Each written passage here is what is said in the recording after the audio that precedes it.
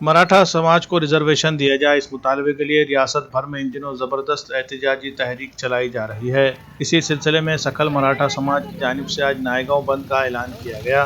बंद को कामयाब बनाने के लिए मराठा समाज के लोग सड़कों पर उतर आए और इन लोगों ने नांदेड़ हैदराबाद हाईवे पर चक्का जाम आंदोलन शुरू कर दिया है। मुजाहरे के दौरान चंद मुश्तइल नौजवानों ने हाईवे पर टायर जलाए, बड़ी बड़ी लकड़ियां डालकर हाईवे को बंद कर दिया। मुजाहरे के दौरान जोरदार नारेबाजी भी की गई, जिसकी वजह से नांदेड़ से हैदराबाद और हैदराबाद से नांदेड़ की तरफ आने वाली सभी गाड़ियां फंसी हुई है। हाईवे के दोनों जानिब गाड़ियों की लंबी कतारें देखने को मिल रही है। मुजाहिरीन को सड़क से हटाने के लिए पुलिस की जानिब से भी कोशिशें की जा रही है, लेकिन मुजाहिरीन अपने मुतालिबात को मनवाने के लिए डटे हुए हैं। पूरे मराठा समाज को कुंभी जात सर्टिफिकेट देकर ओबीसी के जुमरे में शामिल करने की मांग भी अब सामने आने लगी है।